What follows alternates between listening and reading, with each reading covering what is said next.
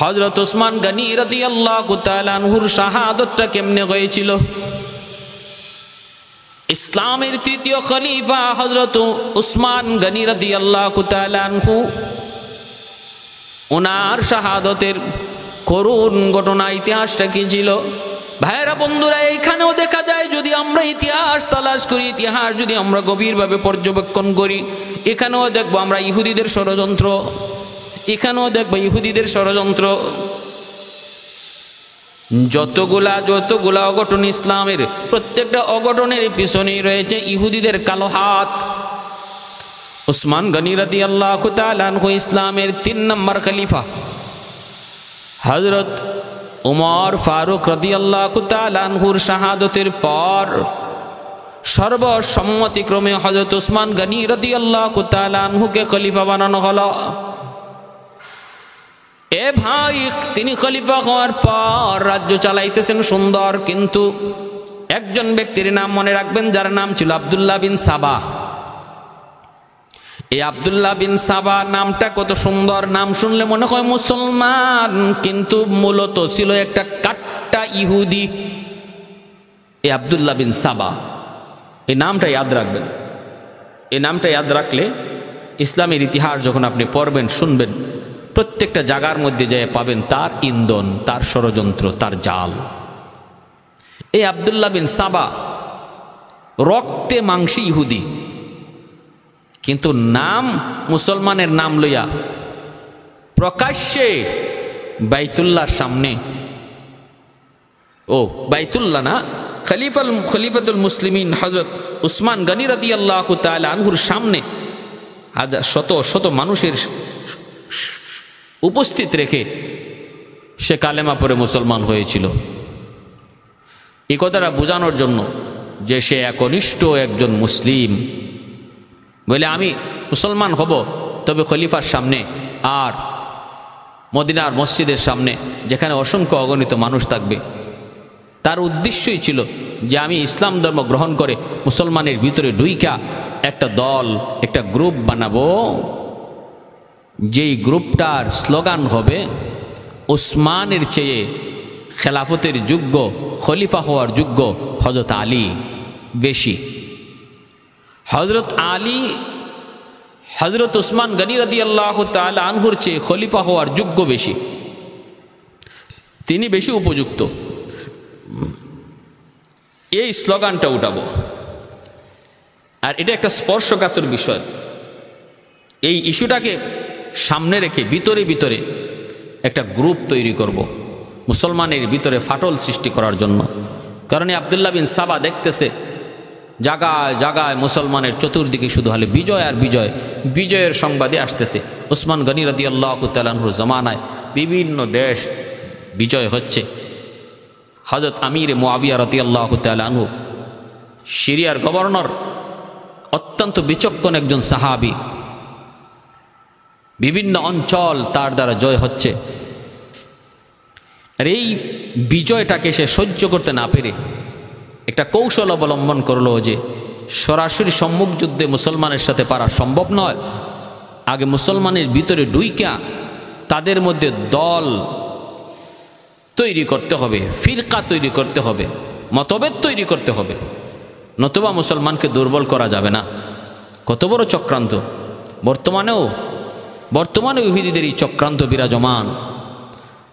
এক মুসলিম দেশের সাথে আরেক মুসলিম দেশের দ্বন্দ্ব লাগায় রাখছে। এর মূল তালাশ করলে দেখা যাবে ইহুদি, মূলে তালাশ করলে দেখা যাবে ইহুদি।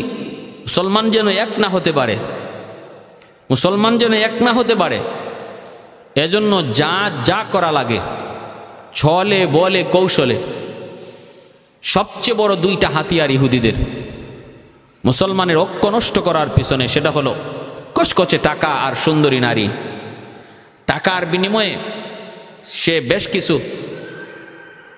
নেতা নেত্রীকে কিনে নিবে ইহুদিরা, আবার কিছু নারী লিপসুককে নারী পাশে দিয়া নারী দিয়ে ভুলায় রাখবে। এই 2 অস্ত্র ব্যবহার করে আজ তাম পৃথিবীর সমস্ত মুসলমানকে কোণঠাসা করে রাখছে ইহুদিরা। এই আব্দুল্লাহ বিন সাবা নামটা ইয়াদ থাকবে তো? হ্যাঁ, আব্দুল্লাহ বিন সাবা সে প্রকাশ্যে খলিফার সামনে হাজারো মানুষকে সাক্ষী রেখে কালেমা পড়ে মুসলমান হয়েছে। এরপরে মুসলমানের ভিতরে ডুইকা আস্তে আস্তে তার মিশন চালাইতে লাগলো। মিশন বসরা গেল, কুফা গেল, স্লোগান একটাই, আলী নবী পরিবারের সন্তান, আলী নবীর বংশের, হাশেমি বংশের, আর ওসমান হলো উমাইয়া বংশের। অতএব নবীর বংশের সন্তান আলী, তিনি খলিফা হওয়ার বেশি উপযুক্ত। উসমানকে খলিফা বানানো হয়েছে, সেটা অন্যায়। আলী খলিফা হওয়ার বেশি উপযুক্ত, আমরা আলীকে খলিফা চাই। একজন একজন করে বুঝায়। সহজ সরল মুসলমান, নবী পরিবারের প্রতি দুর্বল, অল্পতে তার টুপ গিলে ফেলে কেউ কেউ। কিন্তু কুফা বসরার আলেম ওলামা যারা ছিলেন, যারা ইসলামের পণ্ডিত ছিলেন, তারা বুঝে ফেললেন এর ষড়যন্ত্র। ওরে বের করে দিলেন যে তুই ভাগ, তুই বহুত বড় ফিতনাকারী, তুই ফিতনা লাগাইতে আইসো, তারা বের করে দিচ্ছেন। ভাইরা বন্ধুরা, সে কোনো জায়গায় যায় ঠাই পায় না, কিন্তু ভিতরে ভিতরে লোক কিন্তু কিছু বানায় ফেলতেছে। কারণ বিষয়টা তো সেন্সিটিভ, আহলে বায়াতের বিষয়। নবী পরিবারের প্রতি মুসলমান স্বাভাবিকভাবেই দুর্বল। কেন আজও পর্যন্ত পৃথিবীর কোটি কোটি মুসলমান কারবালার মর্মান্তিক ঘটনা কেন ভুলতে পারে না? কারণ এটা আমার নবী পরিবারের সাথে সম্পর্ক। এজন্য ভুলবার কথা না, ভোলা যায় না, সব কিছু ভোলা যায় না। কিছু দাগ, কিছু কষ্ট সারা জীবন থেকে যায়। এটা দাগ থেকে, দিল থেকে মুছে না, বসে যায় দিলে। ওই আব্দুল্লাহ বিন সাবা সে এরকমভাবে কিছু কিছু লোক বানাইতে শুরু করলো, বানাইও ফেললো। এইদিকে ভাইরা বন্ধুরা, মিশরের গভর্নরের প্রতি মিশরের মানুষের অনাস্থা। খলিফাতুল মুসলিমিন হযরত উসমান গনি রাদিয়াল্লাহু তাআলা আনহুর কাছে তারা চিঠি পাঠাইল যে আমাদেরকে মিশরের গভর্নর বদলায়া দেন, মিশরের গভর্নর বদলায়া দেন। এইদিকে আব্দুল্লাহ বিন সাবা এটারও একটা সুবর্ণ সুযোগ মনে করে সে মিশর চলে গেল। গিয়া সে এই জিনিসটার আরো বাড়াইল। যেখানেই যেখানে দেখে একটু খুদ, যেখানেই যেখানেই দেখে একটু সমস্যা, আব্দুল্লাহ বিন সাবা সেখানেই যায় সেই সমস্যাকে কমায় না, বরং বাড়ায়। মুসলমানের ভিতরে এমন আব্দুল্লাহ বিন সাবার পুত্র, আব্দুল্লাহ বিন সাবার এই চেলা চামুন্ড এখনো মুসলমান সমাজে আসেনি না? নাই, বহু আছে। মুসলমানের ঝগড়া যদি লাগে কমায় না, বরং বাড়ায়। নিজেদের ভিতরে দ্বন্দ্ব যদি লেগে যায় ভুল বুঝাবুঝির কারণে, সেটাকে না কমাইয়া যারা বাড়ায়, এরাই আব্দুল্লাহ বিন সাবার উত্তরসূরি, এরাই আব্দুল্লাহ বিন সাবার উত্তরসূরি। সাবধান মুসলমান, ঘুষে ঘুষে চইল। দুই মুসলমানে যদি ঝগড়া হয়, তাদের মধ্যে মীমাংসা করে দিও। 3 জায়গায় মিথ্যা কথা বলা বৈধ, এর মধ্যে ইসলাম এই একটা জায়গা রেখেছে। দুই মুসলমানের মধ্যে যদি ঝগড়া হয়, দুই মুসলমানের মধ্যে যদি বিদ্বেষ থাকে, তাহলে মাঝখানে একজন দুইকা মিথ্যা কথা বইলা ও যদি দুজনকে মিলাই দিতে পারে, এখানে মিথ্যা বলা জায়েজ। যেমন আব্দুর রহিম, আব্দুল করিম, দুইজনের মধ্যে ঝগড়া, অথবা অমুক দেশ তমুক দেশের সাথে ঝগড়া, মাঝখানে একজন দুইকে বলতেছে, আরে তুমি ওরে অমুক খারাপ জানো? না না, সে তো তোমারে খারাপ জানে না, সে তোমাকে অনেক ভালো জানে, সে তোমাকে অনেক ভালো জানে, তুমি তারে খারাপ জানো কেন? না না। আর ওই জায়গায় আবার তার কাছে যাইয়া বলতেছে, আরে তুমি তারে কেমনে খারাপ পাও? আমার সাথে কথা হয়েছে, সে তোমার অনেক প্রশংসা করে, মূলত কিছুই না। এরকমভাবে দুজনের কাছে গিয়া দুজন সম্পর্কে ভালো রিপোর্ট দিয়া সে তাদের দূরত্ব কমায় আনে। এই জায়গায় মিথ্যা বলা জায়েজ। আর 2 জায়গা হলো জান বাঁচানোর জন্য ইসলাম মিথ্যা কথা বলতে জায়েজ বলেছে। আপনার জান চলে যাবে, মেরে ফেলবে, হত্যা করে ফেলবে, ওই অবস্থায় মিথ্যা বলা জায়েজ আছে। তারপরেও যদি কেউ না বলে, মিথ্যা না বলে, সেটা তার আজিমত, কিন্তু রুখসত, অনুমতি আছে মিথ্যা বলার। কি আছে? আল্লাহ নবী সরাসরি যান চলে যাওয়ার মুহূর্তেও সরাসরি নবীজি মিথ্যা বলেন নাই, নবীর সাহাবীরা মিথ্যা বলেন নাই, একটু তাওরিয়া করেছেন, একটু ঘুরায় বলছেন। যেমন হযরত আবু বকর সিদ্দিক রাদিয়াল্লাহু তাআলা আনহু, তিনি আল্লাহ নবীকে নিয়ে যখন হিজরতের রাতে হিজরত করেন, আবু জাহেলের পক্ষ থেকে যখন ঘোষণা হলো যদি মুহাম্মদকে কেউ ধরে দিতে পারো তাহলে তাকে 100 উট পুরস্কার। ওই 100 উটের নেশায় ঘুরতে ঘুরতে এক বেঈমান নবীকে আর আবু বকর সিদ্দিককে পেয়ে গেল। সে আল্লাহ নবীকে চিনত না, কিন্তু আবু বকর সিদ্দিককে চিনত। তখন সে সিদ্দিক আকবরকে দেখে লক্ষ্য করে বলতেছে, আবু বকর, তোমার পিছনে উনি কে? ওই অবস্থায় সিদ্দিক আকবর তিনি যদি বলেন ইনি নবী মুহাম্মদুর রাসূলুল্লাহ সাল্লাল্লাহু আলাইহি ওয়াসাল্লাম, তাহলেই বিষয় জটিল হয়ে যাবে। সে খবর দিবে আর কাফির কুফফাররা এসে নবীকে ধরে নিয়ে যাবে। আর যদি তিনি বলেন যে ইনি অমুক বা উনি তমুক, সরাসরি মিথ্যা বলা হয়। এজন্য আবু বকর সিদ্দিক একটা কৌশল করলেন, যেটাকে শরীয়তে তাওরিয়া বলে, একটু ঘুরায় বলল। তিনি বললেন, হুয়া হাদিন ইয়াহদিনি। আবু বকর বলতেছেন ইনি আমার পথ প্রদর্শক, ইনি আমারে পথ দেখান, আমি রাস্তা চিনি না, ইনি আমারে রাস্তা চিনান। তো বেঈমান মনে করছে, ও আবু বকর রাস্তা চিনে না, মনে হয় কোথাও যাবে, তো একজন লোক সাথে নিছে, রাস্তা চিনেন না, ইনি মুহাম্মদ না। এই কথা ভেবে দুশমন চলে গেল। আর আবু বকর সিদ্দিক আর নবী, মায়ার নবী মুস্কি হাসেন। সিদ্দিক আকবর বলেন, নবী গো, আমি আপনাকে আখিরাতের পথ প্রদর্শক বলেছি, আর ও বেঈমান সে আপনাকে দুনিয়ার পথ প্রদর্শক মনে করেছে। নবী বলেন, তোমার ধারণা ঠিক আছে, তোমার কথাও ঠিক আছে। ঠিক তেমনি হযরত কাসিম বানী দারুল উলুম দেওবন্দ কাসিম নানুতবী রহমতুল্লাহি আলাইহি, তিনিও মসজিদে নববীতে কোরআন তেলাওয়াত করেন। আর ইংরেজরা এই খবর পেয়েছে যে কাসিম নানুতবীর কারণে ইংরেজদের গুম হারাম। এই কাসিম মসজিদের ভিতরে কোরআন তেলাওয়াত করে, মসজিদের ভিতরে আছে। তো ইংরেজরা মসজিদের ভিতরে ঢুকে গেছে, ঢুইকা দেখে একজন মানুষ কোরআন তেলাওয়াত করে, অত্যন্ত ছোট আকৃতির। কাসিম নানুতবী রহমতুল্লাহি আলাইহি তিনি নামে যত বড় ছিলেন, মানুষ তত বড় ছিলেন না, দেখতে শুনতে অনেক ছোট আকৃতির। এজন্য নামে মানুষে মিলত না, মিল খাইত না, অনেকেই চিনত না যে ইনি কাসিম। ইংরেজরাও ধোঁকায় পড়ে গেল। এরা ভাবতেছে যে না, এই লোক তো কাসিম নানুতবী হওয়ার কথা না, মনে হয় মসজিদ থেকে বের হয়ে গেছে, মনে হয় ছিল। যাক, তারপরে জিজ্ঞেস করি, জিজ্ঞেস করে, ও মিয়া, কাসিম নানুতবীরে দেখছো? আল্লাহর ওয়ালি তখন বলেন, কাসিম নানুতবী কিছুক্ষণ আগে ওই জায়গায় বসে বসে কোরআন তেলাওয়াত করতেছিল। ইনি কিছুক্ষণ আগে ওই জায়গায় কোরআন তেলাওয়াত করতেছিলেন, জায়গা বদলে তিনি এখানে আসছেন। যেখানে তিনি আগে কোরআন তেলাওয়াত করতেছিলেন ওই জায়গাটার দিকে ইশারা করে বলেন, ওখানেই তিনি কোরআন তেলাওয়াত করতেছিলেন, এখন কোথায়? তালাশ করে দেখো। ইংরেজরা কইরে, তাহলে তো বেশি দূর যায় নাই, কতক্ষণ আগে? কয়েকটু আগে। কই তাড়াতাড়ি বের হো মসজিদ থেকে, দ্রুত। ইংরেজরা বের হয়ে গেছে ওনার তালাশে।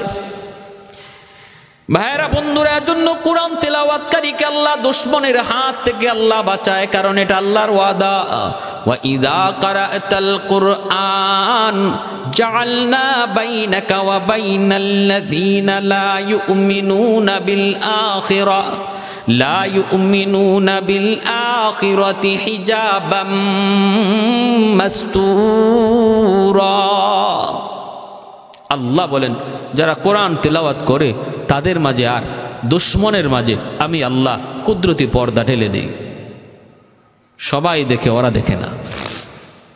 আমার ভাইয়েরা বন্ধুরা, জন্য বলতেছিলাম সরাসরি মিথ্যা বলাও যায় 3 জায়গায়। কয় জায়গায়? তিন জায়গায়, এক হলো জান বাঁচানোর জন্য, আরেক হলো ভাইরা দুইজন মুসলমানের মধ্যে ঝগড়া মীমাংসার জন্য যদি মাঝখানে একজন ঢুকে মিথ্যা বলে দুজনকে মিলাই দেয়, বরং এখানে মিথ্যার গুনাহ তো হবেই না, বরং সওয়াব হবে। তিন নাম্বার আরেকটা জায়গা বলে দিই, সেটা হলো বিবির কাছে, স্ত্রীর কাছে মিথ্যা বলা যায় যদি মনে করেন যে সত্য কথা বললে বেজাল বাড়ার সম্ভাবনা আছে, তাহলে এখানে একটু মিথ্যা বলা যায়। যেমন আপনি শাড়িটা কিনছেন 500 টাকা দিয়া, এখন যদি বাড়িতে এসে বলেন যে শাড়ির দাম 500, তাহলে বেজাল লাগবে। এই কম দামে কাপড় আপনার ম্যাডাম মানবে না, আগুন হয়ে যাবে, সংসারে অশান্তি আসবে।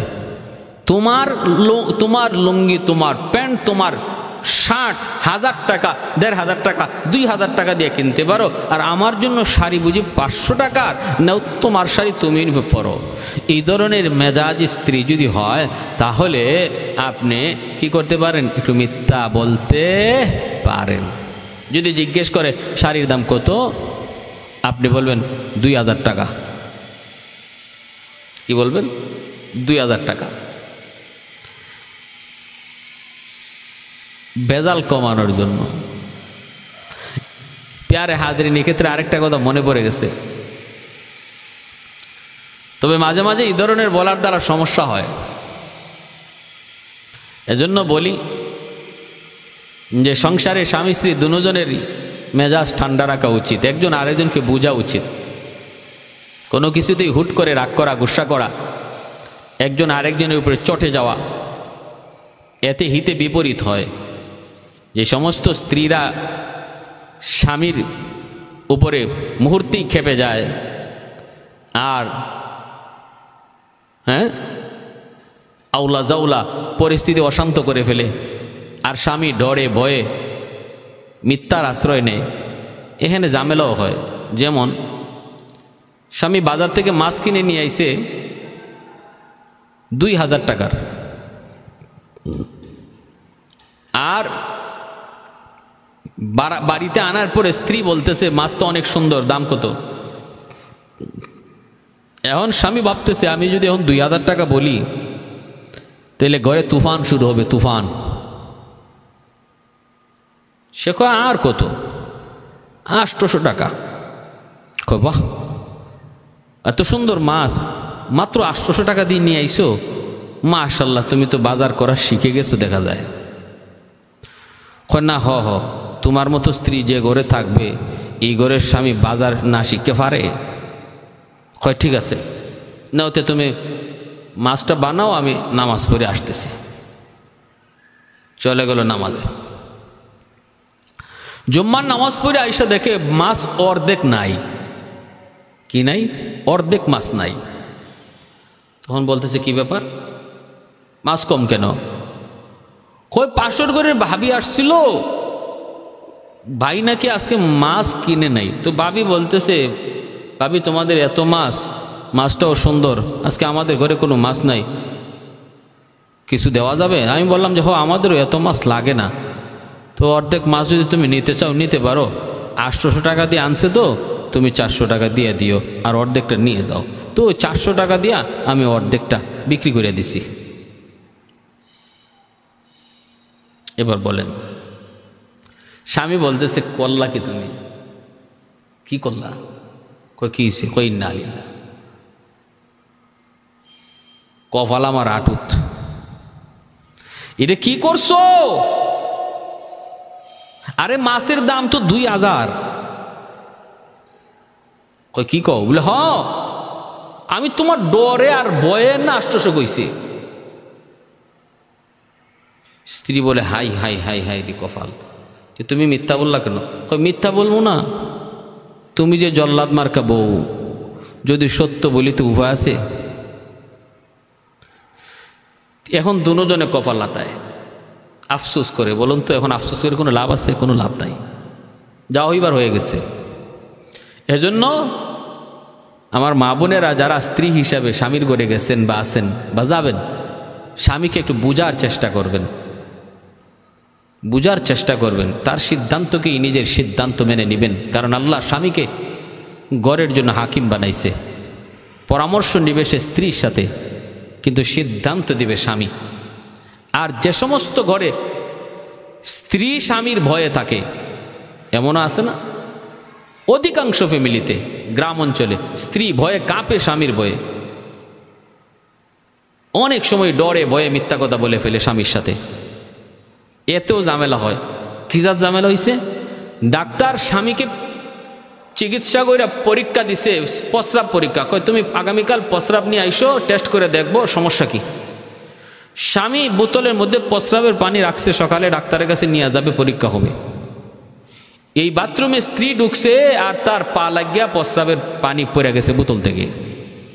এখন স্ত্রী ভাবতেছে, ওরে আল্লাহ, আমার যে জল্লাদ মার্কা স্বামী, যদি যায় বলি তোমার প্রস্রাব ফালাইয়া দিছি, তাহলে কি জানি হয়, উপায় নাই, আমার আজকে মনে হয় আজকের দিনই শেষ দিনও হইতে পারে। কয় না না, দরকার নাই, গেঞ্জাম বাড়ায় লাভ নাই, আমার প্রস্রাব ঢুকাইয়া তো রাখি। স্ত্রী তার নিজের প্রস্রাব বোতলে ঢুকাইয়া তো রাখছে। পরের দিন স্বামী নিয়ে গেছে হাসপাতাল, ডাক্তার পরীক্ষা করছে, পরীক্ষা করে রিপোর্ট নিয়ে বসছে, সেও সামনে যে হাজির। ডাক্তার বড় বড় চৌকি একবার রিপোর্টের দিকে তাকায়, আরেকবার তার চেহারার দিকে তাকায়, একবার রিপোর্টের দিকে তাকায়, আরেকবার চেহারার দিকে তাকায়। স্বামী বলতেছে, কি ব্যাপার স্যার, এইভাবে আমার দিকে তাকাইতেছেন স্যার, ঘটনা কি স্যার? আমি বাঁচবো নি স্যার, আমার কেমন রোগ স্যার পেটের ভিতরে? বলে, হ আমিও তো চিন্তা করতেছি, আমিও তো বড় মুশকিলে পড়ে গেছি। বলে, কি স্যার সমস্যাটা কি স্যার বলেন? সমস্যা তো জটিল, আমি এখন টেনশনে পড়ে গেছি, তুমি পুরুষ না মহিলা? স্যার এটা কি কোন স্যার, আমি তো একজন পুরুষ। বলে, তুই পুরুষ হইলে রিপোর্ট কয় তোমার পেটে 7 মাসের বাচ্চা, তোমার পেটে 7 মাসের বাচ্চা। কয় ইন্না লিল্লাহ। স্যার এটা কি কোন? বলে, হ রিপোর্ট বলতেছে তোমার পেটে 7 মাসের বাচ্চা। এখন তো আমিও টেনশনে, তুমি পুরুষ না মহিলা? পুরুষ তুমি, তোমার পেটে 7 মাসের বাচ্চা এলো কেমনে? এই কথা বলা মাত্রই সে কয়, স্যার স্যার সারা জীবন গেল এক ভাই, এখন দিয়ে আসছে অন্য ভাই, স্যার এটা কোন বিপদ স্যার?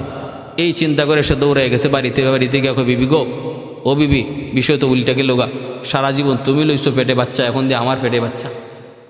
স্ত্রী তখন মুচকি হাসে, তখন তারা সান্ত্বনা দিয়া বলে, আরে রাখো, পাগল হইও না, টেনশন করো না, ঘটনা হয়েছে এই। বলে, কেন এমন করছো? তোমার ডরে। অতএব যদি সংসারের মধ্যে একজন আরেকজনের প্রতি মহব্বত ভালোবাসা না থাকে, এরকম ভয়ভীতি থাকে, তাহলে এরকম ঝামেলা অহরহ ঘটবে। কোন স্ত্রীরে যদি আপনি সব সময় ধমকের উপরে রাখেন, স্ত্রীর সাথে যদি খারাপ আচরণ করেন, মাঝে মাঝে স্বামীরা পেটে বাচ্চাও নেওয়া লাগতে পারে, মনে রাখেন। অতএব সাবধান। আল্লাহ নবী বলেন, আমি ও এমন স্বামীকেই পছন্দ করি যে স্বামী তার স্ত্রীকে, স্বামীর সাথে স্ত্রীর ভালো সম্পর্ক হবে দুইটা, এক হবে সে হাকিম, আরেক হবে সে হাবিব। আর স্ত্রী সে হবে মাহকুমা, আরেক হবে সে মাহবুবা। এই দুই সম্পর্ক স্বামী স্ত্রীর মধ্যে। একটা, তিনি স্বামী ভাবতে হবে আমি যেমন সংসারের কর্তা, ঠিক তেমনিভাবে আমি তার প্রেমিক। অতএব আমি তার অনেক মান অভিমান আমাকে সইতে হবে। একজন প্রেমিক তার প্রেমিকার মান অভিমান যেমন হাসি মুখে মেনে নেয়, একজন স্বামীও তার স্ত্রীর মান অভিমান কিছু কথা হাসি মুখে মেনে নিবে। কারণ নবী বলেন, এটা তোমার পরিচয়, মনে রাখবা তুমি তোমার স্ত্রীর হাবিব। আর স্ত্রীদেরকে বলতেছেন, সাবধান, তোমরা মনে রেখো, তুমি মাহকুমা এবং তুমি মাহবুবা। তুমি যেমন তার প্রেমিকা, তুমি দুই কথা বলতে পারো, অভিমান করতে পারো, কিন্তু আরেকটা সম্পর্ক তোমার রয়ে গেছে, তুমি তার মাহকুমা, অধীনস্থ। অতএব তার কথার উপরে তুমি চড়াও হইও না, তার সিদ্ধান্তকে তুমি অবজ্ঞা করো না, তাকে তুমি অবহেলা করো না, তার সিদ্ধান্তকেই ফাইনাল মেনে নিও। স্বামী স্ত্রী যারা এই দুইটা সম্পর্ক মান্য চলবে, সংসারে শান্তি থাকবে। কোত্থেকে কই চলে গেলাম ভাইয়েরা, বন্ধুরা জন্য বলতেছিলাম, ওই আব্দুল্লাহ বিন সাবা যেখানেই সমস্যা দেখতো সেখানেই ভিতরে ঢুকতো। দুই কাছে মুসলমানের দ্বন্দ্ব আরো বাড়ায় দিত, কমাইতো না। মিশর চলে গেল, মিশর সেখানে যায় সে দ্বন্দ্ব আরো বাড়ায় দিল, দ্বন্দ্ব বাড়ায় দিল। আর একটা অভিযোগ উঠাইল, অভিযোগ একটা স্লোগান ছিল তার, কি আলী হলেন বেশি উপযুক্ত খলিফা হওয়ার। 2 নম্বর অভিযোগ ছিল তার, 2 নম্বর স্লোগান, উসমান তিনি উমাইয়া বংশের, আর উমাইয়া বংশের লোকদেরকে তিনি প্রাধান্য দেন বেশি। রাজ দরবারের বিভিন্ন জায়গায় তিনি স্বজন প্রীতি করেন, বিভিন্ন সেক্টরে উনি ইনার পরিবারের লোককে বসাইছেন। এই ছিল হযরত উসমান গনি রাদিয়াল্লাহু তাআলা আনহুর ব্যাপারে দ্বিতীয় অভিযোগ। এই 2টা স্লোগান নিয়ে আব্দুল্লাহ বিন সাবা মুসলমানের ভিতরে ভিতরে সে গ্রুপ বানাইতে লাগলো। হয়েও গেল একটা গ্রুপ, হয়েও গেল একটা গ্রুপ, হয়ে গেল অনেক গ্রুপ। অনেকেই তার কথার ভিতরে পড়ে গেল, ছলে বলে কৌশলে। অনেক সুন্দর কথা জানতো, অনেক সুন্দর কথা জানতো, সুন্দর ভাষণ দিতে জানতো, মন জয় করার মতো কথা বলতে পারতো। এতে করেই অনেক মুসলমান তার কথার মধ্যে পড়ে গেল। ভাইরা মিশর গেল, সেখান থেকে যখন চিঠি দেওয়া হলো খলিফাতুল মুসলিমিন হযরত উসমান গনি রাদিয়াল্লাহু তাআলা আনহুর কাছে, যে আপনি মিশরের গভর্নরকে বদলায় দেন, মিশরের মানুষ তারে মানতে চায় না। হযরত উসমান গনি রাদিয়াল্লাহু তাআলা আনহু তিনি তখন মিশরের গভর্নর তিনি বানায় দিলেন। কাকে বানাইলেন? মুহাম্মদ ইবনে আবু বকর সিদ্দিক রাদিয়াল্লাহু তাআলা আনহুর সন্তান মুহাম্মদ। ইনাকে ইনি মিশরের গভর্নর বানায় তিনি পাঠিয়ে দিলেন, চিঠিতে লিখে দিলেন। ভাইরা বন্ধুরা, মুহাম্মদ তিনি যাইতেছেন মিশরের গভর্নর হওয়ার জন্য। এই দিকে দেখা যায় হযরত উসমান গনি রাদিয়াল্লাহু তাআলা আনহুর পক্ষ থেকে আরেকজন মানুষ ঘোড়ার উপরে সওয়ার হইয়া একটা চিঠি নিয়ে দৌড়ায় যাইতেছে। যাইয়ে ও মুহাম্মদ ইবনে আবু বকরকে থামায় দিছে, কয় খলিফার পক্ষ থেকে নির্দেশ। কি নির্দেশ? কয় না, নির্দেশটাই নিয়ে দেখছেন কাগজের মধ্যে লেখা না, আমি মুহাম্মদ ইবনে আবু বকরকে মিশরের গভর্নর হওয়ার জন্য যে আদেশ জারি করেছিলাম সেটা বাতিল। আমার এই চিঠি পাওয়া মাত্রই মুহাম্মদ তিনি মদিনায় যেন ফিরে আসে। এই চিঠির মধ্যেই কথা লেখা, নিচে হযরত উসমান গনি রাদিয়াল্লাহু তাআলা আনহুর স্বাক্ষর রয়েছে এবং ওনার রাজকীয় প্যাডের মধ্যে এই নির্দেশ। এজন্য মুহাম্মদ ইবনে আবু বকর তিনি চলে আসলেন আলী রাদিয়াল্লাহু তাআলা আনহুর কাছে, এসে তিনি নালিশ দিলেন। আলী রাদিয়াল্লাহু তাআলা আনহু উসমান গনি রাদিয়াল্লাহু তাআলা আনহুর কাছে যায় তিনি বলতেছেন, আপনি পাঠাইলেন গভর্নর বানায়া, আবার আপনি কেন আবার পিছনে এই নির্দেশ জারি করলেন? হযরত উসমান গনি সেই চিঠি হাতে নিয়ে বলতেছেন, প্যাডটা আমার, স্বাক্ষর আমার, কিন্তু মাঝখানে লেখাটা খোদার কসম আমার না। কে লিখেছেন? মারওয়ান লিখছে। আত্মীয়তার সম্পর্ক ছিল হযরত উসমান গনি রাদিয়াল্লাহু তাআলা আনহুর সাথে। এই সুবাদে সে কাছাকাছি থাকতো, খুব কাছাকাছি থাকতো এবং একটু দায়িত্বের মানে কি কয়, এই নিজের তরফ থেকে অতিরিক্ত বাড়াবাড়ি মারওয়ানের দ্বারা হয়েছিল। এ কথাও সত্য। আলী রাদিয়াল্লাহু তাআলা আনহু সহ সাহাবায়ে কেরাম অনেকেই চাইলেন মারওয়ানের শাস্তি হোক, মারওয়ান যে এত বড় অন্যায় করেছে। হয়তো উসমান গনি বলতেছেন যে একটু ধৈর্য ধরো, সব শান্ত হয়ে যাবে, সব বিচারই হবে। ওই অবস্থার মধ্যে চলতেছে কিন্তু আব্দুল্লাহ বিন সাবার দল এরা এই বিষয়টাকে আরো গরম করে নিল। তার দলবল সহ সবাই এখন উচ্চবাক্য। হযরত আবু বকর সিদ্দিক রাদিয়াল্লাহু তাআলার সন্তান মুহাম্মদ ইনিও আব্দুল্লাহ বিন সাবার দলে, এমনকি বেশ কিছু সাহাবীও ঢুকে গেছেন যে না, হযরত উসমান গনি যদি এখনই শক্ত হাতে দমন না করেন তাহলে এই মানুষগুলার, দুষ্ট মানুষগুলার এই খারাপ আচরণ এটা বন্ধ হবে না, দিন দিন বাড়তে থাকবে। কিছু নরম আকৃতির মানুষ ছিলেন, নরম প্রকৃতির মানুষ ছিলেন হযরত উসমান গনি রাদিয়াল্লাহু তাআলা। এজন্য তিনি ওই নরম প্রকৃতির মানুষ হওয়ার সুযোগ নিয়ে কিছু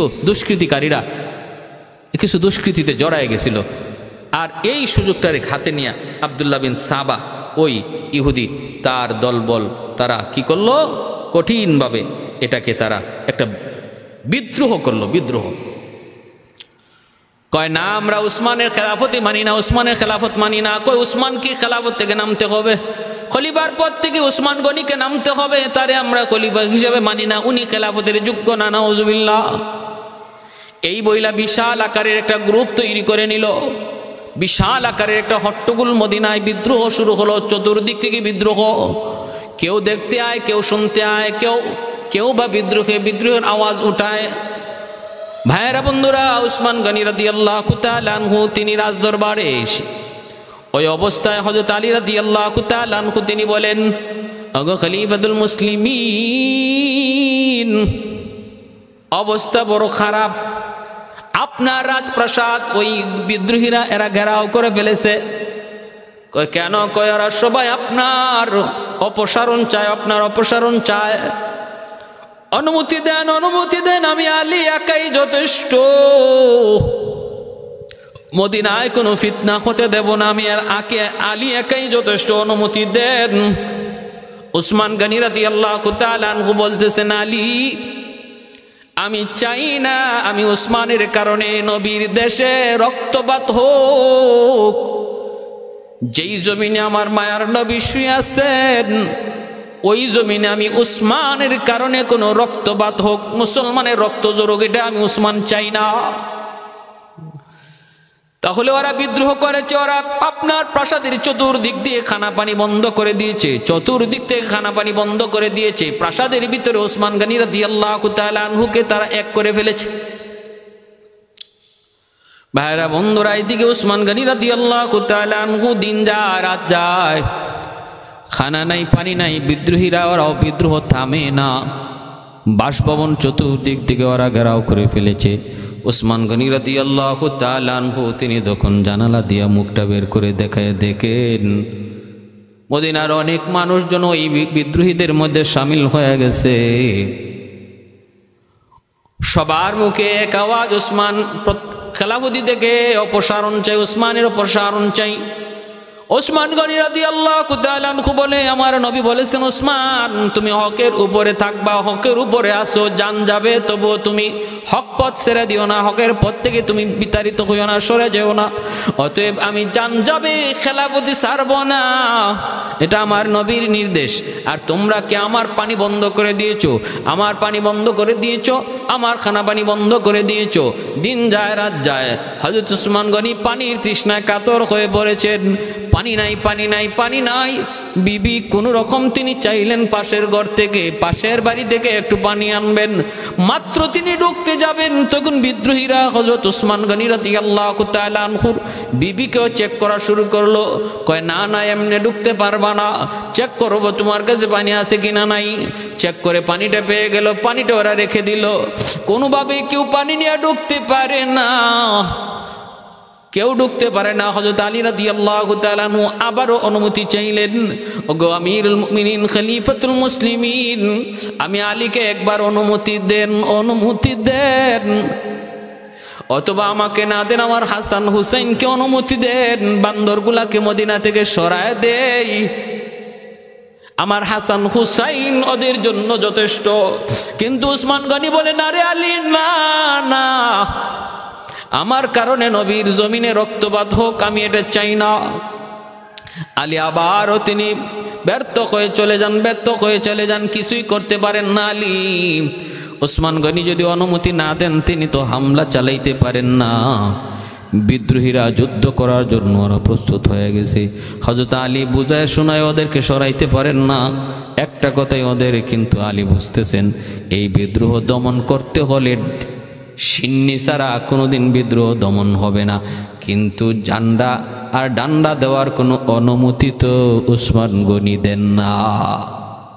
হযরত আলী রাদিয়াল্লাহু তাআলা আনহু উসমান গনির বাসভবনের মেইন গেটে হাসান হুসাইনকে দাঁড় করায় রাখলেন, পাহাড়ের মতো দুই ভাই। কোনোভাবেই যেন কোনো দুষ্কৃতিকারী খলিফাতুল মুসলিমিনের বাসভবনে ঢুকতে না পারে। হাসান হুসাইন পাহাড়ের মতো দাঁড়িয়ে রইলেন, সাহস নাই কারো ওই দিক দিয়ে ঢুকার।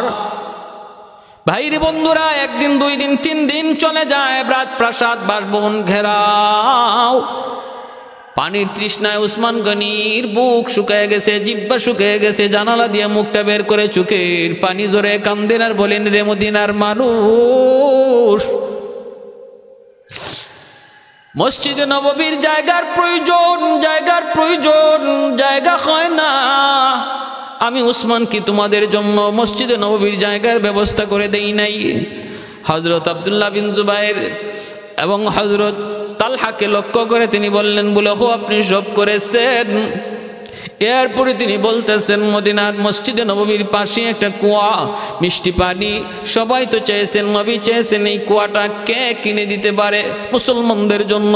আমি ওই কুয়াটা লক্ষ দিরহামের বিনিময়ে তোমাদেরকে কিনে দেই নাই, পানির ব্যবস্থা কি আমি করে দেই নাই? বলে হ আপনি করে দিয়েছেন। উসমান গনি তখন জানালা দিয়ে আওয়াজ দেন, চোখের পানি জড়ান, আমি উসমান তোমাদের পানির ব্যবস্থা করে দিলাম, কিন্তু আজকে 3 দিন হয়ে যায় আমি উসমানের মুখে এক ফোঁটা পানি জুটে না, পানির ব্যবস্থা হয় না। এ মদিনার মানুষ, তোমরা কি দুর্ভিক্ষে কষ্ট করো নাই?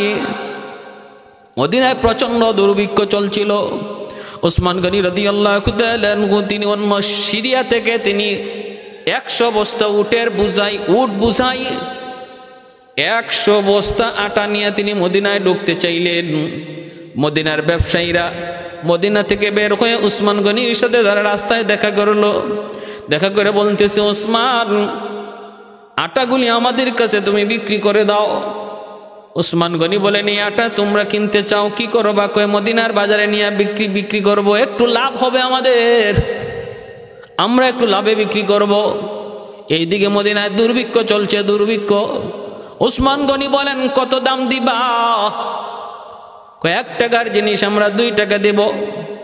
উসমান গনি বলেন, না আমার জিনিসের দাম আরো বাড়ছে, আরো উঠছে।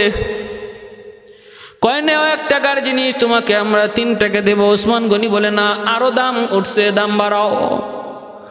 কয় নেও 1 টাকার জিনিস আমরা তোমাকে 4 টাকা দেব।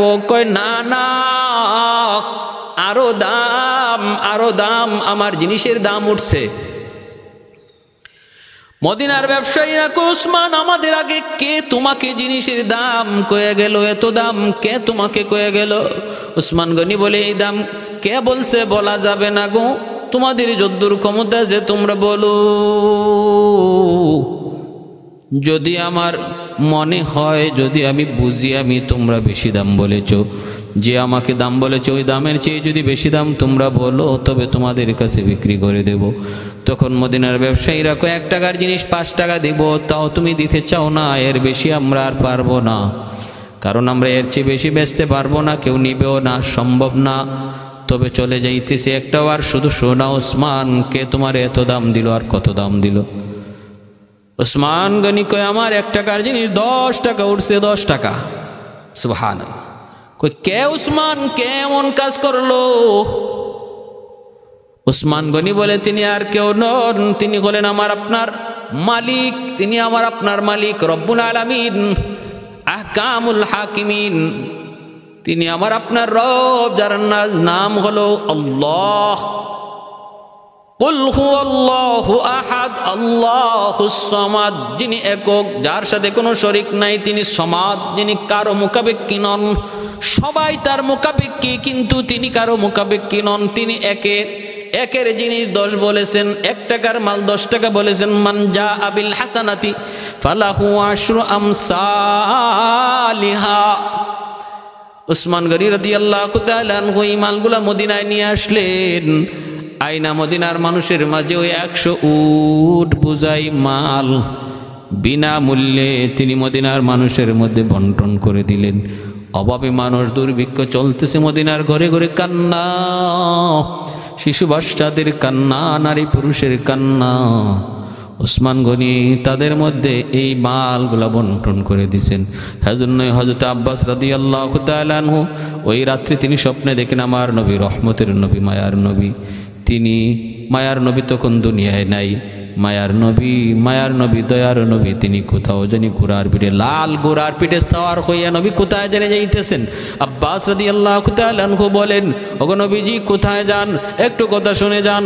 আল্লাহর নবী বলেন, না না, আমাকে থামায়েন না, আমার উসমান আজকে যেই কাজ করেছে মদিনার মানুষের জন্য, আল্লাহ খুশি হয়ে আমার উসমানের সাথে হুরের বিবাহের আয়োজন করেছে, আমি ওই বিবাহের অনুষ্ঠানে যোগদান দিতে যাচ্ছি। এজন্য হযরত উসমান গনি রাদিয়াল্লাহু তাআলা আনহু তিনি এত বড় সখী ছিলেন, এত বড় দানবীর ছিলেন। মদিনার প্রতিটা ঘরে ঘরে তার দান, তার সহযোগিতা রয়েছে। মদিনার প্রতিটা মানুষ তার সহযোগিতা পেয়েছে। উপাধি ছিল জিন্নুরাইন, দুইটা নূরের অধিকারী আমার নবী, রহমতের নবী। প্রথম মেয়ে রুকাইয়াকে বিবাহ দিয়েছিলেন। রুকাইয়া ইন্তেকাল করলেন 2য় হিজরিতে। এরপরে 3য় হিজরিতে মায়ার নবী উম্মে কুলসুম রাদিয়াল্লাহু তাআলা আনহা উনাকেও বিবাহ দিয়েছিলেন। 2 জন মেয়েকে আল্লাহর নবী উসমান গনির কাছে বিবাহ দিয়েছেন। এরপরে নবী বলেছেন, যদি আমার আরো মেয়ে থাকতো, উম্মে কুলসুমের ইন্তেকালের পর নবী বলেন, যদি আমার আরো মেয়ে থাকতো আমি উসমানের কাছে বিয়ে দিতাম। এজন্য 2 নূরের অধিকারী বলা হয়। রাজপ্রাসাদ ঘেরাও করে রেখেছে দুশমন আব্দুল্লাহ বিন সাবার লোক। মুসলমানের ভিতরে ইহুদি মুসলমানের বেশ ধরে, সুরত ধরে, নাম ব্যবহার করে ঢুকছে। একটা গ্রুপ বানায় ফেলছে। এই গ্রুপের ভিতরে কিছু মুসলমানও ঢুকে গেছে না বুঝা। হে যে ইহুদি তা তো আর কেউ জানে না। ভাইয়েরা বন্ধুরা, রাতের বেলা উসমান গনি রাদিয়াল্লাহু তাআলা আনহু তিনি রাতের বেলা ঘুমাইছেন। আমার নবী, রহমতের নবী, দয়ার নবী স্বপ্ন যুগে বলতেছেন, রে উসমান, ও উসমান, সেহরি খাইবা তুমি দুনিয়ায়, আর ইফতার করবা তুমি আমি নবীর সাথে জান্নাতে। আমি নবী তোমারে সেহরি খাওয়াইলাম। উসমান গনি রাদিয়াল্লাহু তাআলা আনহুকে মায়ার নবী স্বপ্ন যুগে পানি পান করাইলেন, সেহরি খাওয়াইলেন, রোজা রাখার নিয়ত করলেন। বিবি বলতেছেন, স্বামী গো, ও স্বামী, তুমি কেমন করে রোজা রাখবা? শরীর তো দুর্বল, পানি খাও না আজকে 3 দিন যাবত। গতকাল রোজা রেখেছো, ইফতার করার কিছুই ছিল না, আগামীকাল তুমি কেমন করে রোজা রাখবা? উসমান গনি বলেন, বিবি না, আমার নবী, দয়ার নবী স্বপ্ন যুগে তিনি আমাকে সেহরি খাওয়াইছেন, পানি পান করাইছেন, আর নবী বলেছেন ইফতার বুঝে আমি নবীর সাথে করব জান্নাতে। অতএব বিবি, আজকের দিন হবে আমার জীবনের শেষ দিন, ইফতারের আগ মুহূর্তে আমি দুনিয়া থেকে বিদায় নিব। এই কথা মনে করে উসমান গনি রাদিয়াল্লাহু তাআলা আনহু তিনি বলেন, বিবি, আমাকে মালিকের কালাম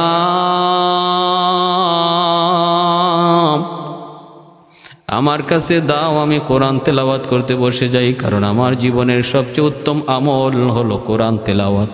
উসমান গনি রাদিয়াল্লাহু তাআলা আনহু কোরআন তেলাওয়াত করলেন সারাদিন। ভাইরা বন্ধুরা, তিলাওয়াত করতেছেন। ওই অবস্থায় দুষ্কৃতীর দল, আব্দুল্লাহ বিন সাবার দল গেট দিয়া ঢুকতে তো পারে না, কারণ হাসান হুসাইন তারা দাঁড়ানো। দেয়াল টপকায়া দুশ্মনগুলি ঢুকে গেছে উসমান গনি রাদিয়াল্লাহু তাআলা আনহুর রাজপ্রাসাদে। ঢুকে তিনি কোরআন তেলাওয়াত করতেছেন। সামনে যায় দাঁড়ালেন প্রথমে আবু বকর সিদ্দিক রাদিয়াল্লাহু তাআলা আনহুর সন্তান মুহাম্মদ। তিনি যায় তখন দাড়ি মুবারক ধরলেন। উসমান গনি তেলাওয়াত করতেছেন আর বলতেছেন, না মুহাম্মদ, আজ যদি তোমার বাবা দুনিয়ায় থাকতেন, তিনি এই দাড়ির ইজ্জত করতেন, সম্মান করতেন। এই কথাটা বলা মাত্রই আবু বকর সিদ্দিক রাদিয়াল্লাহু তাআলা আনহুর সন্তান মুহাম্মদের শরীর কাঁপে উঠছে। তিনি ভুল বুঝতে পেরেছেন, কোরআন সামনে আর উসমান গনির চোখ দিয়া পানি ঝরতেছে। এইবার হযরত উসমান গনি কাছ থেকে আবু বকর সিদ্দিক রাদিয়াল্লাহু তাআলা আনহুর সন্তান তিনি যখন একটু সরে আসলেন, এদেরকে বোঝানোর চেষ্টা করলেন, বিদ্রোহীদেরকে, কিন্তু বুঝে না ওরা। আব্দুল্লাহ বিন সাবার লোকগুলা ওরা তো উদ্দেশ্য করে টার্গেট করে ঢুকছে ইহুদির দল। মুহাম্মদ সরা মাত্রই একজন উসমান গনি রাদিয়াল্লাহু তাআলা আনহুর মাথার মধ্যে তলোয়ার চালাইয়া দিছে। এই তলোয়ারের আঘাতটা পড়া মাত্রই তলোয়ারের আঘাতেই রক্ত ফিনকি দিয়া কোরআনের পাতায় পড়ছে। সূরা বাকারার ফাসায়াকফিকাহুমুল্লাহ 137 নম্বর আয়াত সূরা বাকারার ওই আয়াত কানাম উসমান গনি রাদিয়াল্লাহু তাআলা আনহুর মাথার রক্তে আয়াত কানা রক্তে লাল হয়ে গেছে। যে আয়াতের অর্থ হলো, আমি আল্লাহই তোমাদের জন্য যথেষ্ট, আমি আল্লাহ তোমার জন্য যথেষ্ট, তোমাদের জন্য যথেষ্ট। উসমান গনি রাদিয়াল্লাহু তাআলা আনহুর মাথার রক্তে কোরআনের পৃষ্ঠা লাল হয়ে গেছে। এ ভাই, এরপরে আরেকটা আঘাত করলো। ওনার বিবি নায়লা আসলেন ফিরানোর জন্য। দুশমন আঘাত করলো, ওনার আঙ্গুলগুলি কেটে গেল। পরে গেলেন, চিৎকার দেওয়া শুরু করলেন। ভাইরা বন্ধুরা, উসমান গনি রাদিয়াল্লাহু তাআলা আনহুকে এরপরে শোয়া পিঠের মধ্যে অনেকগুলি আঘাত করলো দুশমন। পানির তৃষ্ণায় 3 দিন 4 দিন ছটফট করলেন, কারবালার প্রান্তর ইমাম হুসাইন তার পরিবার সহ যেইভাবে পানির তৃষ্ণায় ছটফট করেছেন, এইভাবে হযরত উসমান গনি রাদিয়াল্লাহু তাআলা আনহু তিনিও ইন্তেকালের আগে, শহীদ হওয়ার আগে পানির তৃষ্ণায় ছটফট করেছিলেন। ভাইরা বন্ধুরা, কোনো অংশেই কারবালার থেকে কম হয় নাই রে উসমানের সাথে। সে উসমান গনি রাদিয়াল্লাহু তাআলা আনহু কোরআনের পৃষ্ঠার পাশেই তার নিতর দেহটা পড়ে রইল, রক্তে লাল হয়ে গেছে। শহীদ, বহু শহীদের শাহাদতের সাক্ষী হবে তার রক্তমাখা জামা। হযরত ওমর ফারুক রাদিয়াল্লাহু তাআলা আনহুর শাহাদতের সাক্ষী হবে মসজিদে নববীর মিম্বর। উহুদের শহীদদের শাহাদতের সাক্ষী হবে উহুদের ময়দান। বদরের শহীদদের শাহাদতের সাক্ষী হবে বদরের ময়দান। উসমান গনি রাদিয়াল্লাহু তাআলা আনহুর শাহাদতের সাক্ষী হবে আল্লাহর কোরআন। মালিকের কালাম উসমান গনির শাহাদতের সাক্ষী হবে। আমার ভাইরা বন্ধুরা, উসমান গনি রাদিয়াল্লাহু তাআলা আনহু শহীদ হয়ে গেলেন। মদিনার মধ্যে হইচই পড়ে গেল, চতুর্দিক দিয়ে হইচই পড়ে গেল। ভাইরা বন্ধুরা, ওই অবস্থায় হযরত আলী রাদিয়াল্লাহু তাআলা আনহু দেখলেন পরিস্থিতি বড় ভয়াবহ। কারণ উসমান গনি রাদিয়াল্লাহু তাআলা আনহুকে শহীদ করার পিছনে মুসলমানদের অনেক বড় একটা জামাত ছিল, অনেক বড় জামাত ছিল। কিন্তু ঘটনা এমন ঘটায় দিবে ইহুদিরা মাঝখানে ডুইকা, মুসলমানরা এতটা ভাবতে পারে নাই। এজন্য বিচার যদি করতে হয় শুধু মুসলমানের, শুধু ইহুদিদের না, অনেক সাহাবীরও বিচারের কাঠগড়ায় দাঁড় করাইতে হয়। পরিস্থিতি বড় ভয়াবহ। মদিনায় চতুর্দিকে কান্নার রূপ। হযরত আলী রাদিয়াল্লাহু তাআলা আনহুকে মুসলমানগণ, সাহাবায়ে কেরামগণ 5 দিনের মাথায় ওনাকে খেলাফতির মধ্যে বসাই দিলেন, বলে আপনি তাড়াতাড়ি আপনি খেলাফত ধরেন, তারপরে উসমান হত্যার বিচার করা যাবে। আগে পরিস্থিতি স্বাভাবিক করেন উসমান গনি রাদিয়াল্লাহু তাআলা আনহু, তিনি খলিফা হলেন। কিন্তু এইদিকে সিরিয়ায় যে আমিরে মুআবিয়া রাদিয়াল্লাহু তাআলা আনহু, তিনি গভর্নর, তিনি খবর পাওয়া মাত্রই তিনি বিদ্রোহ করলেন। না, এখন কোনো খলিফা না, খলিফা পরে, আগে ওসমান হত্যার বিচার করতে হবে, তারপরে খলিফা কে হবে না হবে সেটা পরের বিষয়। আলী খলিফা হবে আমার কোনো আপত্তি নাই, কিন্তু ওসমান হত্যার বিচার না করা পর্যন্ত খেলাফতের কাজ বাতিল, এই আওয়াজই এখন তোলা হবে না। কিন্তু আলী রাদিয়াল্লাহু তাআলা আনহু বলেন না, আগে পরিস্থিতি স্বাভাবিক করতে হবে। সাহাবায়ে কেরাম অনেকেই বলেন আমিরে মুআবিয়াকে বুঝাইতে চেষ্টা করলেন, আগে তো হাল ধরতে হবে, পরিস্থিতি যদি ভিন্ন হয় তাহলে মাঝখান দিয়ে কেউ সুযোগ নিয়ে নিবে, এজন্য আগে রাজত্ব, আগে খেলাফতটা ধরতে হবে, তারপরে বিচার কাজ শুরু হবে। এই ছিল তাদের নজরিয়া। আর আমিরে মুআবিয়া রাদিয়াল্লাহু তাআলা আনহুর নজরিয়া ছিল না, আগে উসমান হত্যার বিচার। কারণ এটা এমন একটা অবস্থা ছিল তখন, স্বাভাবিকভাবে তখন এমন একটা পরিস্থিতি আমার আপনারও হয়ে যায়, তোকে আরে রাখো, আগে কে খলিফা হবে না হবে সেটা ভিন্ন, আগে বিচার চাই, এমনটাই হবে বাহ্যিক দাবি। কিন্তু আলী রাদিয়াল্লাহু তাআলা আনহু যে সিদ্ধান্ত নিয়েছিলেন, খেলাফত আগে তিনি নিয়ে নিছেন, আগে তিনি খেলাফতের দায়িত্বটা হাতে নিছেন, এটাই ছিল সঠিক সিদ্ধান্ত। কারণ যদি এটা না নিতেন তখন আব্দুল্লাহ বিন সাবার দল খেলাফতি নিয়ে নেওয়ারও কোনো চক্রান্ত করত। হযরত আলী রাদিয়াল্লাহু তাআলা আনহু সিদ্ধান্তটা তখন সঠিক ছিল, এটাই সবাই মেনে নিছেন। কিন্তু আমিরে মুআবিয়া রাদিয়াল্লাহু তাআলা আনহু তিনি অতি আবেগী হয়ে গেছেন। আর এটাও স্বাভাবিক, অতি আবেগ হওয়াটাও স্বাভাবিক। যে করলো কি এটা হারামির দলেরা এটা করলো কি? উসমান গনি রাদিয়াল্লাহু তাআলা আনহুর মতো এত বড় একজন উদার দিলের মানুষ, আমার নবী যাকে জিন নুরাইন উপাধি দিয়েছেন, যার সহযোগিতার হাত মদিনার এমন কোনো ঘর নাই, এমন কোনো মানুষ নাই যে পায় নাই, সে উসমানকে এমন নির্মমভাবে শহীদ করা হলো। এজন্য হযরত আমির মুআবিয়া রাদিয়াল্লাহু তাআলা সইতে পারলেন না। আর বংশের দিক দিয়েও আমিরে মুআবিয়া রাদিয়াল্লাহু তাআলা উমাইয়া বংশের, আর উসমান গনি রাদিয়াল্লাহু তাআলা তিনিও ছিলেন উমাইয়া বংশের। এজন্য সম্পর্কটা আরেকটু গভীর ছিল, গাঢ় ছিল। দাবি করে বসলেন, বোঝানোই যায় না আমিরে মুআবিয়া রাদিয়াল্লাহু তাআলা আনহুকে। তিনি বিশাল সৈন্যবহর নিয়ে চলতেছেন মদিনার দিকে, উসমান হত্যার বিচার নেবেন। আলী রাদিয়াল্লাহু তাআলা আনহু বারবার বুঝাইতেছেন যে আপনি আগে আমার হাতে বায়াত গ্রহণ করুন, বিচার দাবি করুন, মামলা আদালতে পেশ করুন, তারপরে আমি দেখেন আমি আলী বিচার করি কিনা, আমাকে দোষারোপ করেন না। আলীর কোনো দোষ ছিল না, কিন্তু মুআবিয়া রাদিয়াল্লাহু তাআলা আনহুর এমন ধারণা ছিল যে আলী থাকতে উসমানকে কেমন করে হত্যা করলো। এই কথাটা তিনি আম্মাদান আয়েশা সিদ্দিকা রাদিয়াল্লাহু তাআলা আনহা, তিনি তখন মক্কায় ছিলেন, ইনাকেও যে আমিরে মুআবিয়া রাদিয়াল্লাহু তাআলা আনহু বুঝাই ফেলছেন যে আলী যেখানে মদিনায় সেখানে উসমান কেমন করে হত্যা হলো, শহীদ হলো। আবার সে খলিফা হয়ে গেল বিচার না করে, উসমান হত্যার বিচার না করে খেলাফত গ্রহণ করে নিল। আমি এটা মানতে পারি না। এই ভাইয়েরা বন্ধুরা, হযরত আমিরে মুআবিয়া রাদিয়াল্লাহু তাআলা আনহু কথায় আম্মাদান আয়েশা সিদ্দিকা রাদিয়াল্লাহু তাআলা আনহা তিনিও পড়ে গেলেন। তখন তারা একটা মিলে গেলেন, মিলা আলী রাদিয়াল্লাহু তাআলা আনহুর সিদ্ধান্তের বিরোধিতা করলেন। ওই তখন থেকে দুটো গ্রুপ হয়ে গেল, আর দুই গ্রুপের তখন দুইটা যুদ্ধ হলো। আম্মাজান তিনিও যুদ্ধে জড়ায় গেলেন, জঙ্গি জামাল হলো হযরত আলী রাদিয়াল্লাহু তাআলা আনহুর সাথে আম্মাজান আয়েশা সিদ্দিকা রাদিয়াল্লাহু তাআলা আনহা। যদিও ওই যুদ্ধ চলাকালীন সে আম্মাজান বুঝে ফেলছেন নবীর একখান হাদিস, আল্লাহ নবীর একখান হাদিস, নবীর ভবিষ্যৎবাণী, তোমাদের মধ্যে একজন নারী নেত্রী হবে যার চতুর্দিকে অনেক লাশ পড়বে, সে অমুক জায়গার মধ্যে যাবে।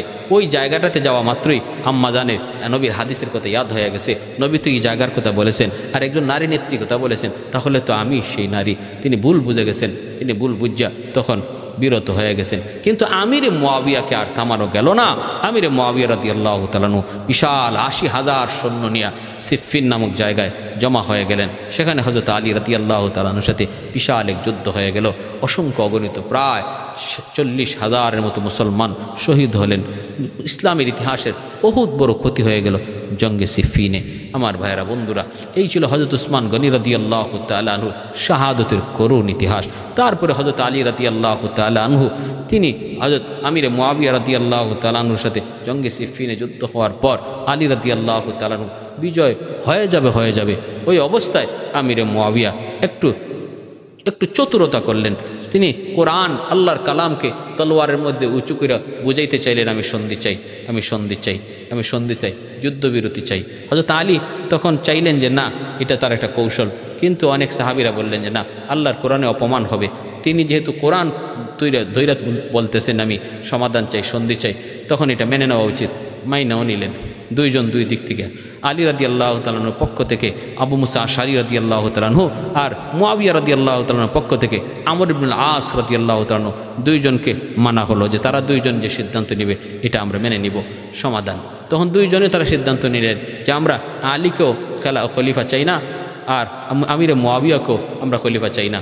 হযরত আমিরে মুআবিয়াও সিরিয়াতে তিনি নিজেকে খলিফা দাবি কইরা বহু মানুষের কাছ থেকে বায়াত নেওয়া শুরু করছিলেন। অতএব দুজনকে আমরা অপসারণ করিয়া মাঝখানে একজনকে আমরা খলিফা নিযুক্ত করব। এই ব্যাপারে দুজন একমত হলেন। কিন্তু ঘোষণা দেওয়ার সময় হযরত আলী রাদিয়াল্লাহু তাআলা আনহুর পক্ষে আবু মুসা আশআরী সহজ সরল তিনি ঘোষণা দিয়ে দিয়েছেন, আলী পক্ষ থেকে আমি খেলাফত স্থগিত করলাম, খেলাফত থেকে আমি সরে গেলাম। আর এই কথা বলা মাত্রই হযরত আমিরে মুআবিয়া রাদিয়াল্লাহু তাআলার পক্ষে হযরত আমর ইবনুল আস রাদিয়াল্লাহু তাআলা আনহু, ইনি তো বলার কথা যে হ্যাঁ আমিও আমিরে মুআবিয়াকে স্থগিত করলাম খেলাফতের পদ থেকে। এটা না বইলা ইনি বলতেছেন যে ঠিক আছে, আলী যখন নিজের থেকেই তিনি খেলাফতের পদ থেকে সরে গেছেন, তাহলে আমিরে মুআবিয়ার কাছে আমরা খেলাফতের দায়িত্ব দিয়ে দেই এবং ওনাকে আমরা খলিফা হিসাবে মেনে নেই। আমি ওনার কাছে বায়াত গ্রহণ করলাম। ঘটনা ঘটে গেছে উল্টা। তখন হযরত আবু মুসা আশআরী রাদিয়াল্লাহু তাআলা তিনি বলেছিলেন যে আবু মুসা আশআরী তিনি বলেছিলেন আমর ইবনুল আস রাদিয়াল্লাহু তাআলাকে, আপনার সাথে তো কথা এটা ছিল না, আপনি তো গাদ্দারি করেছেন, এই কথা বলেছিলেন। ভাইয়েরা বন্ধুরা, এটা এক বহুত বড় এক সেন্সিটিভ ইসলামের ইতিহাসের এক ঘটনা, এক বিষয়, যে বিষয় নিয়ে আমরা বেশি পর্যালোচনা করার সুযোগ নেই। করলে নবীর কোন সাহাবীর প্রতি আমাদের কোন ধরনের বিদ্রুপ ভাব চলে আসতে পারে, আমাদের মনের ভাব খারাপ হয়ে যেতে পারে, তখন আমি বিপদে পড়ে যাব। কারণ সাহাবায়ে কেরামের প্রত্যেকের তখন যার যার নিজস্ব একটা ইস্তিহাদ ছিল, আর সেই ইস্তিহাদটা কোরআন বিরোধী হাদিস বিরোধী এমন না, সেটা তাদের ব্যক্তিগত একটা চিন্তাধারা নিয়ে তারা এমনটা করেছিলেন। অতএব ইস্তিহাদের ক্ষেত্রে আমাদের কোনো হাত নাই, আমাদের কোনো এখানে হাত নাই। আমরা কারো ইস্তিহাদের ব্যাপারে ভুল বা শুদ্ধ বা তিনি কী করেছেন এমনটা বলার সুযোগ নাই, কারণ তারা সাহাবী। আসহাবিকান নুজুম বিআইয়িহিম ইকতাদাইতুম ইহতাদাইতুম। আল্লাহ আমাদের সবাইকে ইসলামের সঠিক ইতিহাস বুঝার এবং সঠিক ইতিহাস বুঝা চলার, মান্না চলার তৌফিক আল্লাহ আমাদের সবাইকে দান করুন। ওয়া আখিরু দাওয়ানা আনিল হামদুলিল্লাহি রাব্বিল আলামিন।